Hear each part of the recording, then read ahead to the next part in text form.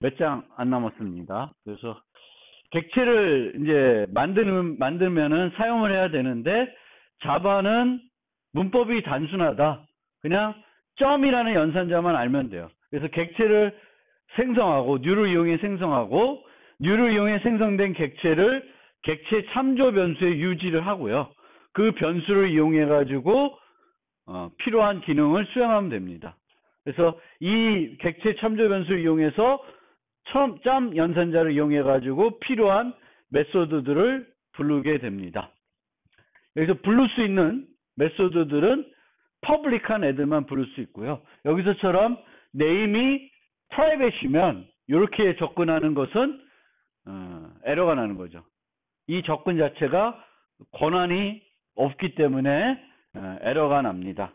그래서 메소드라고 해서 뭐든지 다 접근할 수 있는 건 아니고 접근이 가능한 메소드들만 써서 우리가 원하는 기능을 동작하게끔 만들어야 됩니다.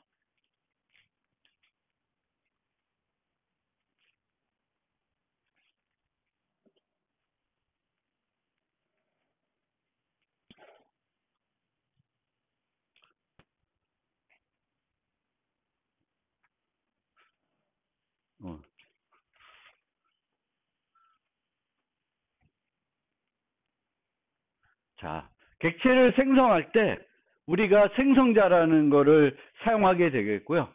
생성자는 new 연산자의 p 연산자로만 사용이 됩니다. 그래서 이 메소드에서 이제 보통 하는 일은 객체의 멤버 변수를 초기화하는 것이고요. 생성자의 이름은 클래스 이름과 같으며 다른 메소드 정의와 달리 반환 타입이 없습니다. 그래서 여기에 보시면 강아지가 있고 강아지 클래스의 생성자를 2개 만들고 있어요. 그래서 강아지 이름 클래스 이름이 독이면 생성자 이름도 독입니다. 이렇게. 그런데 보통 다른 함수들은 함수 이름 앞에 뭐가 와? 반환 타입이 오죠. 근데 생성자는 함수 이름 앞에 반환 타입이 없습니다. 왜 없을까? 왜 없을까?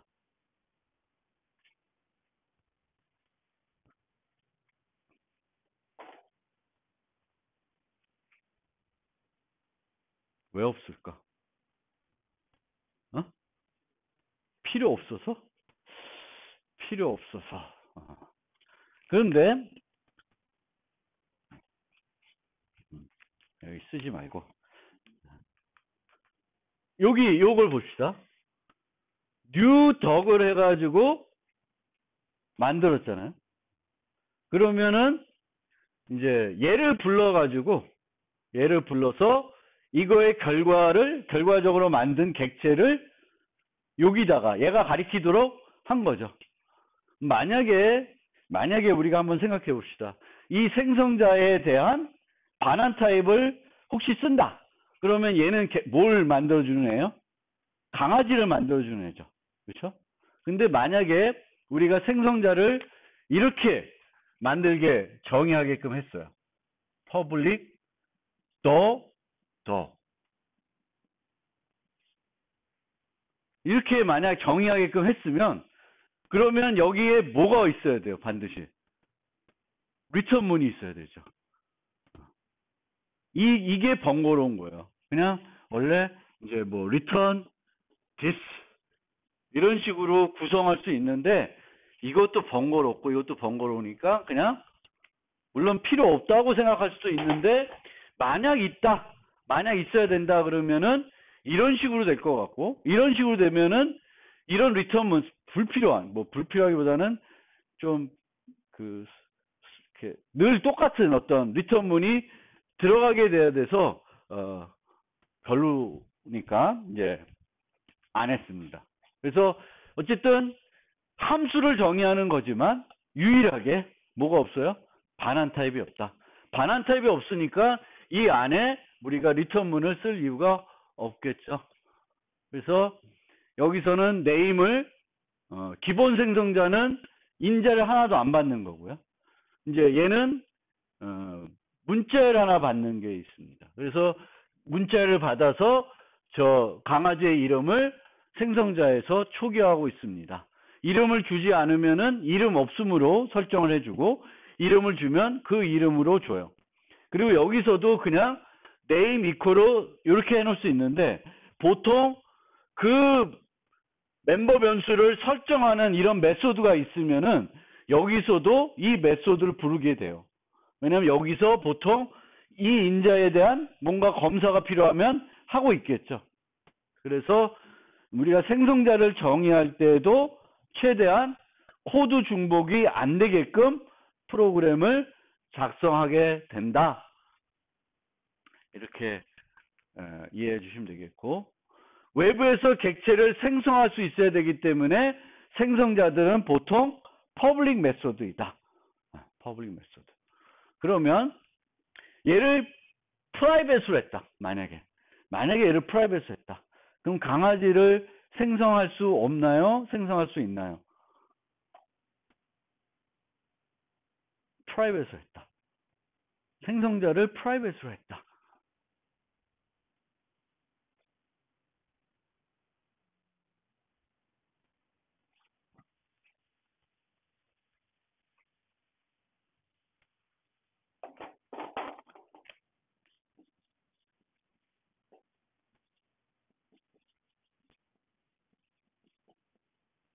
이렇게 되어 있어요. A라는 클래스가 있고 얘의 유일한 생성자가 프라이빗이에요. 그러면 다른 데서 A equal new A 이거 돼요, 안 돼요? 이거 안 됩니다. 안 돼요. 안 돼요. 그러면은 밖에서는 프라이빗으로 만들면, 생성자를 프라이빗으로 만들면 밖에서는, 그 클래스 밖에서는 해당 객체를 생성할 수 없습니다. 그런데 어디서는 가능하죠, 생성은? 이 클래스 내에서는 생성할 수가 있어요. 왜냐하면은 어떤 메소드가 프라이빗이에요. void f가 있어요.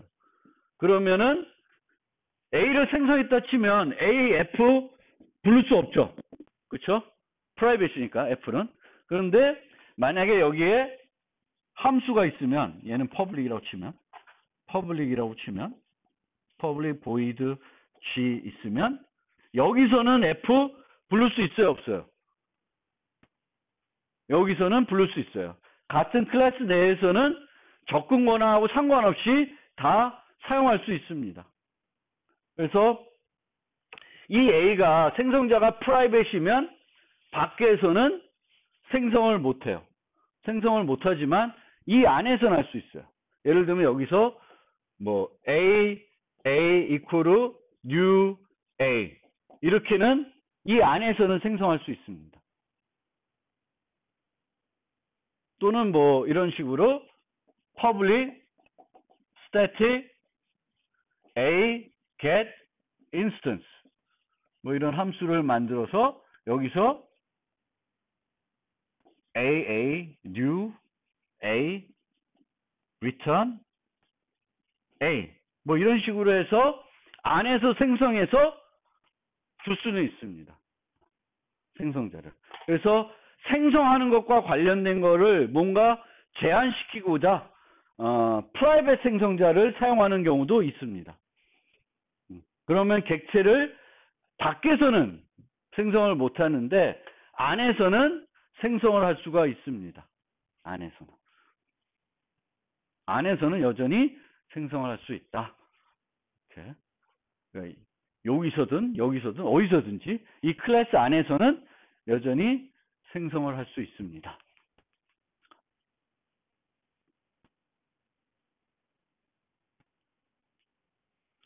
생성자의 종류. 생성자는 크게 우리가 객체 지향에서는 기본 생성자라는 용어가 있고 복사 생성자라는 용어가 있어요. 기본 생성자는 매개 변수를 하나도 사용하지 않는 생성자를 우리가 디폴트 컨스트럭터라고 합니다. 그리고 복사 생성자는 매개 변수로 같은 클래스의 타입의 객체를 받아서 주어진 객체와 동일한 내부 상태를 가지는 객체를 생성할 때 사용하는 생성자를 복사 생성자라 그래요. 그런데 자바에서는 복사 생성자를 안 쓰고 대신에 이런 기능이 필요할 때 클론이라는 걸 써요. 클론. 복사 생성자를 안 쓴다. 그렇지만 C++에서는 복사 생성자가 매우 중요합니다. C++ 배우신 분은 복사 생성자가 언제 쓰여요? 자동적으로 언제 쓰이죠? 복사 생성자가?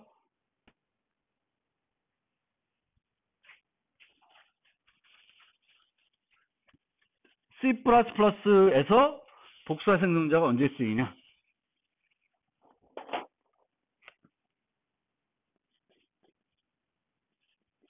C++에서는 객체를 call by value로 받을 수도 있어요. call by value로. 자바에서는 객체를 call by value로 받는 경우는 없어요. 다 참조 타입이 왔다 갔다 하기 때문에. 근데 C++에서는 이런 게 가능해요. 그러면은 어떤 student s를 만들고 f에다가 s를 넘기면은 요 매개 변수에 있는 학생 객체가 만들어져야 되는데 요때 뭘 이용해서 만들어요? 요 전달된 인자를 이용해 가지고 복사 생성자를 불러서 얘를 만들게 됩니다. 그래서 C++에서는 복사 생성자라는 거를 잘못 만들어 놓으면은 난리가 나요. 매우 중요하다. 매우 중요한데 이제 자바에서는 C++에 했던 그런 걱정은 안 해도 된다. 복사 생성자라는 것이 자바에서는 아무런 중요도가 없다. 이런 데 안 쓰인다. 그런데 우리도 자바에서도 이런 용도로는 필요로 해요. 가끔 객체를 생성하는데 이미 만든 객체랑 똑같은 상태로 만들고 싶을 때가 있어요. 그럴 때는 이제 C++처럼 복사 생성자라는 걸 쓰지 않고 클론이라는 기능을 사용하게 됩니다. 왜 클론이라는 걸 별도 만들었냐 하면은 혹시 기억나는 사람들 있을지 모르는데 C++ 배울 때 이 복사 생성자는 이런 얘기가 있어요. shallow copy, deep copy. C++ 배우신 분들 좀 기억나시는 분 있어요? shallow copy, 얕은 복사, 깊은 복사 이런 개념이 있습니다. 그래서 복사 생성자가 깊은 복사를 해야 되는데 얕은 복사만 하도록 구현해 놓으면 문제가 심각해지죠. 그러니까 뭐 이런 식으로 객체가 있는데 얘를 복제했더니 이렇게 되는 거예요. 복제의 부작용이 생기는 거예요. 그래서 이럴 때는 이렇게 복제하는 게 아니라 이렇게 되게끔 복제를 해줘야 돼요. 그리고 이게 딥 카피, 따라가면서 다 복제를 해주는 그것이 딥 카피라고 합니다. 깊은 복사, 얕은 복사가 아니라. 그래서 이 복사를 할 때는 딥 카피를 해야지 되는데 딥 카피가 필요한 경우가 있어요. 근데 그 필요한 경우에 만약 딥 카피를 안 하게 되면 문제가 심각하게 되기 때문에 이 복사 생성자를 만들 때 주의해야 됩니다. C++에서는. 근데 자바에서는 이런 문제들 때문에 복사 생성자를 쓰지 못하게 하고 클론이라는 걸 대신 쓰게끔 하고 있습니다. 자, 요 예제를 봅시다. 요 A라는 클래스를 보면 A에는 생성자가 정의되어 있어요, 없어요? A에 생성자가 없죠. 정의되지 않아요. B를 봅시다. B에는 생성자가 정의되어 있죠. 근데 B에 생성되어 있는 거는 기본 생성자는 아니에요. 정수를 하나 받는 생성자예요. 그러면은 A는 기본 생성자를 정의하고 있지 않지만 생성자를 하나도 정의하지 않으니까 시스템에서 뭘 할 수 있게 해줘요? 기본 생성자를 쓸 수 있게 해줍니다. 클래스를 정의했는데 생성도 못하게 하면 그러니까 아무런 생성자도 하나도 안 만들면 뭘 쓸 수 있어요? 기본 생성자를 쓸 수 있습니다. 근데 B는 만든 사람이 생성자를 만들어 놨어요. 근데 뭐는 안 만들어 놨어? 기본 생성자를 만들지 않았어요. 그러면 시스템에서 B를 위해서는 기본 생성자를 안 만들어 줍니다. 그래서 이렇게 사용하는 거는 에러가 나요. 왜? B는 생성자가 있기 때문에 기본 생성자가 아닌 어떤 생성자를 가지고 있기 때문에 시스템에서 자동적으로 기본 생성자를 만들어주지는 않는다. 자, 언제 그럼 기본 생성자 만들어줘요? 생성자가 하나도 없을 때. 하나도 없을 때만 시스템에서 기본 생성자를 만들어줍니다.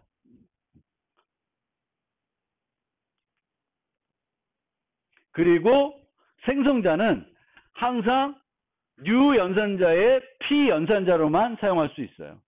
뉴 연산자의 P 연산자. 이렇게는 사용할 수 없습니다. 생성자를 객체 참조 변수 이용해서 호출할 수는 없습니다. 그리고 여러 개의 생성자를 정의할 때도 다중정의 규칙에 맞게 정의가 되어야 됩니다. 자, 그러면 생성자는 뭐라는 거다? 생성자는 왜 만들어요? 객체의 상태를 올바르게 초기화하기 위해서 만듭니다. 그러면 객체의 상태를 멤버 변수를 초기화하는 방법은 자바에서는 두 가지가 존재합니다. 여기 보세요. 이렇게 선언과 동시에 멤버 변수를 선언과 동시에 초기화하는 방법이 있고, 얘처럼 초기화를 안 하고 어디서 받아요? 생성자에서 받아서 초기화하는 경우가 있습니다. 두 가지가 있어요. 두 가지 방법이 있어요. 그럼 두 가지 방법을 언제 쓰냐? 아무 때나 쓰냐? 그게 아니라 관례가 있습니다. 관례가 있어요. 그래서 어떤 멤버 변수가 있을 때 그 멤버 변수의 성격을 우리가 잘 분석을 해야 돼요. 그래서 예를 들면 이런 게임을 만드는데 히로가 등장하는 게임이에요.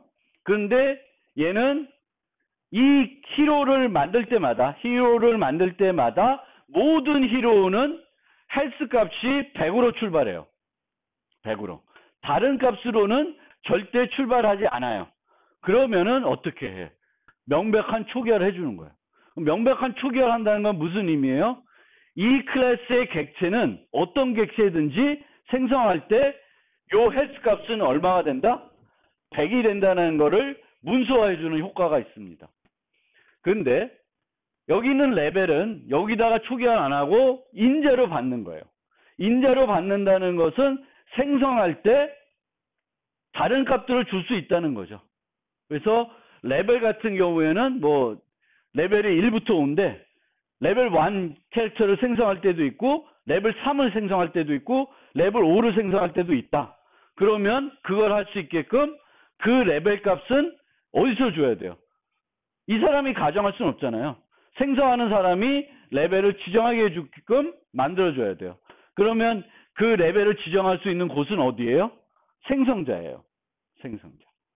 그래서 내가 데이터를 어떤 프로그램을 클래스를 정의할 때 그 클래스에 멤버들이 여러 개 등장할 수 있는데 그 등장된 여러 개의 멤버들이 어떤 성격을 가지고 있냐를 잘 보셔야 됩니다.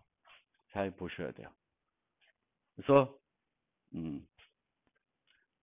뭐 다음 시간에 얘기할 거지만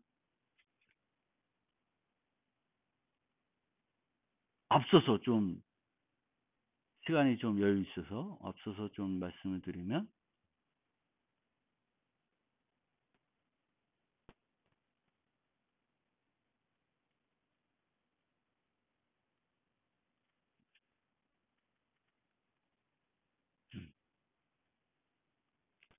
요거 한번 보면서 한번 다시 한번 얘기해 볼게요.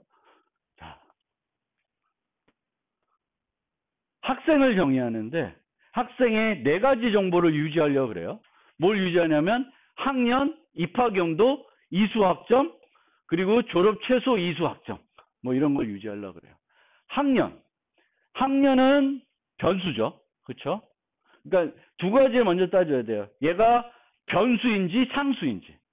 멤버 변수인데 데이터가 변하는 값인지 늘 고정되는 값인지를 봐야 됩니다. 학년은 여러분들이 1학년이 끝나면 2학년이 되고 2학년이 끝나면 3학년이 되니까 변경돼야 되죠. 학년은 변수예요. 그런데 그 다음에 나오는 입학 연도는 한번 내가 들어오는 입학 연도가 바뀌어요? 안 바뀌죠. 안 바뀌어요. 그럼 쟤는 상수가 돼야 돼요. 상수. 그래서 자바에서 상수는 파이널을 씁니다. 뭐 나중에 설명드릴 건데 파이널을 써요. 그리고 이수학점. 이수학점은 여러분들이 저것도 변하는 값이죠. 1학년 마쳤는데 어떤 학생은 20점, 20학점을 이수할 수 있고 누구는 16학점을 이수할 수 있고 다 다릅니다. 그리고 이게 점점 늘어나겠죠. 이수한 학점에 따라서.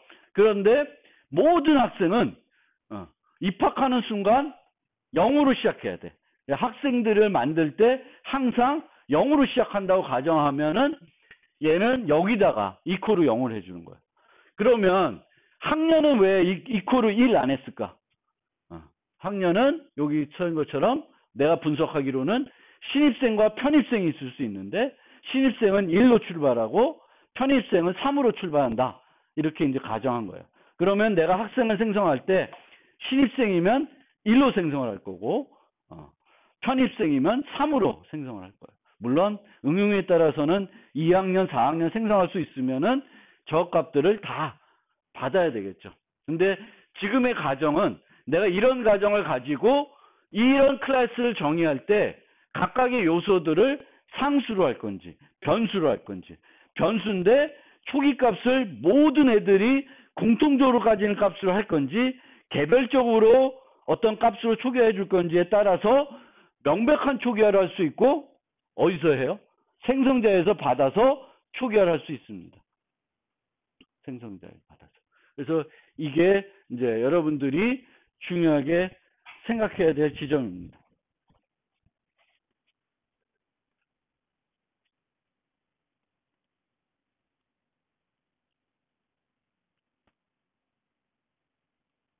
그래서 지금은 우선 알아두셔야 될 거는 멤버 변수, 생성자라는 것은 멤버 변수를 초기화하는데 모든 멤버 변수를 여기서 초기화할 건 아니다.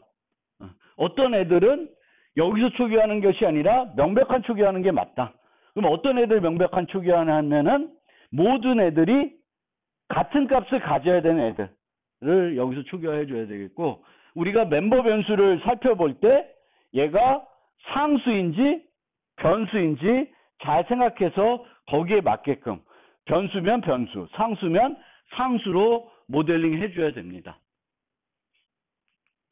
이렇게 하고 그 다음에 마지막으로 오늘의 마지막 내용인데 다중정의를 한 번 더 설명드리겠습니다. 다중정의.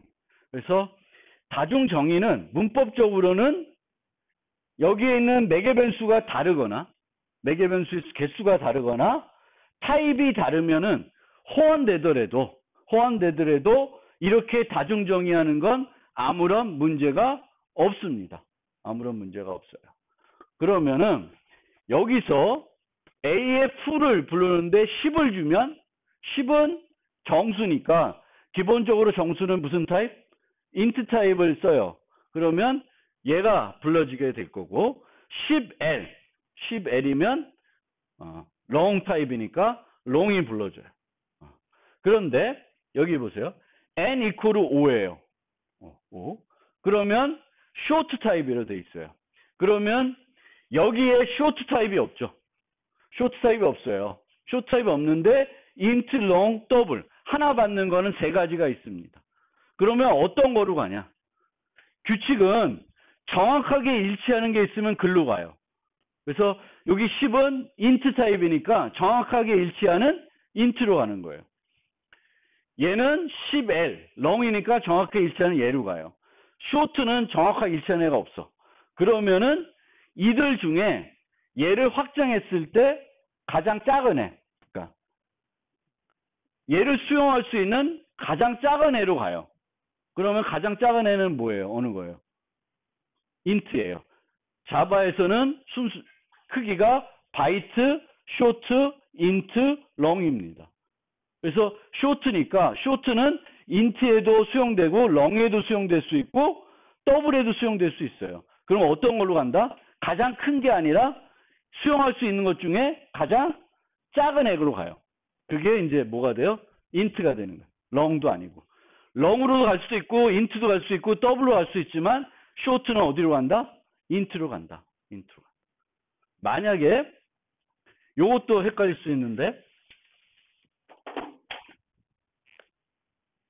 요거 없고, 요거 없고, 보이드, 플로트, x가 있어요. 그러면 얘도 타입이 다르죠. 하나는 더블이고, 하나는 뭐예요? 플로트예요. 그러니까 둘이 다르니까 다중 정의하는 건 문제가 없습니다. 그러면은 만약에 이때 요거 말고 얘를 부르면 어떤 애로 갈까? 플로트로 갈까? 더블로 갈까? 플로트로 갈까? 더블로 갈까? 플로트로 가요. 우리가 순서상 바이트, 쇼트, 인트, 롱, 플로트, 더블 이렇게 돼요. 그러면은 인트 요 10이라는 거는 뭘로? 플로트에도 갈 수 있고 더블로 갔는데 작은 게 어느 거예요? 플로트와 더블 중에 작은 거는 플로트죠. 그래서 플로트로 전달이 됩니다. 또 하나,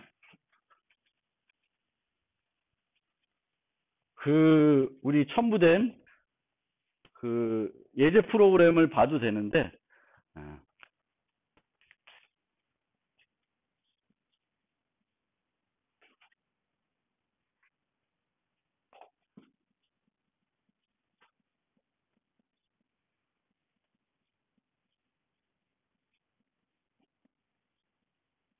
이렇게 돼 있어요. 하나는 인트를 받고 그 다음 더블 받아요. 얘는 더블 받고 인트 받아요. 그러면 얘는 다중정의 가능해요, 안 해요? 가능합니다. 개수는 같지만 위치에 있는 타입들이 다르니까 다중정의는 할 수 있어요. 그러면 후 1, 1.5 그럼 어느 게 가요? 위에 거가 가겠죠. 그렇죠? 후 1.5, 1 하면은 어디가 가요? 여기로 가요. 그렇죠? 문제 없어요. 근데 이렇게 돼 있는데 후 1, 1이 불렀어요. 그럼 어떻게 될까? 어디로 가요? 위에 거? 위에 거나 아래 거나 차이가 있어요? 차이가 없죠. 이렇게 되면 어떻게 될까? 모호하잖아요. 얘는 일로 가도 되고 일로 가도 되고 둘에 가는 차이가 없어요. 그러면은 이 호출이 문법 에러입니다. 이거 문법 오류예요. 이 다중정의가 오류가 아니라 호출이 오류예요. 호출이. 만약에 여기에 fu, 인트가 있다. 그러면은 얘는 여기로 가겠죠. 인트로. 근데 인트가 없다. 그러면 이렇게만 돼 있으면은 에러가 납니다. 뭐가 에러나? 다중정의한 자체가 에러나는 거 아니에요? 이 자체는 명백하게 문법적으로 문제가 없는 다중정의예요. 근데 뭐가 호출이 문제가 돼요? 얘가 문제가 되는 거예요. 이 호출은 현재 정의되어 있는 거에서는 어떤 걸 호출할지 모르는 모호함이 생겨요. 그러면은 컴파일러가 불만을 합니다. 나 몰라. 얘로 가야 되는지 얘로 가야 되는지. 얘는 어디로 가는지 아는데 이 두 개는. 그래서 이렇게 그러니까 정의 자체는 틀린 건 아닌데 요 자체는 문제가 없는데 이렇게 쓰면 에러가 나요. 그래서 이 다중정의보다는 다중정의가 어떻게 되어 있는데 함수를 호출하다 보면 그 함수 호출이 일로 가야 될지 자바에 있는 규칙으로는 판가름이 안 날 수가 있습니다. 그럴 때는 뭐가 오류예요? 다중정의가 오류가 아니라 호출이 오류입니다. 그런데 여기처럼 얘와 얘는 다중정의 할 수 없어요. 요거랑 요거는 어때? 매개변수 똑같죠? 뭐만 달라? 반환 타입만 달라요. 반환 타입만 다른 것은 다중정의 할 수 없어요. 이건 문법적으로 안 돼. 문법적으로 안 돼요. 그래서 다중정의 할 때 구분하는 것은 반환 타입이 아니라 뭐만 가지고 해요? 구분은 매개변수 목록만 가지고 해요. 함수 이름은 당연히 뭐야? 다중정의 하니까 똑같은 거죠. 그러니까 구분은 뭘로 해? 요거 갖고 해요. 요거 갖고 구분이 돼야 돼요. 반환 타입은 구분하는데 사용되지 않는다. 그래서 얘는 다중정의를 못합니다. 이렇게는. 그래서 얘네는 문제가 없고 이렇게 정확하게 일치하는 거를 없고 해당 타입을 수용할 수 있는 가장 작은 타입을 한다. 근데 이렇게 하더라도 이 룰을 따지더라도 모호한 것이 있을 수 있고 모호한 것이 있으면 어떻게 된다? 오류가 난다. 문법 오류가 난다. 얘가 오류가 아니라 이 호출이 오류입니다. 그 첨부된 오버로딩이라고 하는 프로젝트를 한번 실행해 보면 이제 주석 처리된 것들이 있을 테니까 참고해서 보시면 알겠습니다.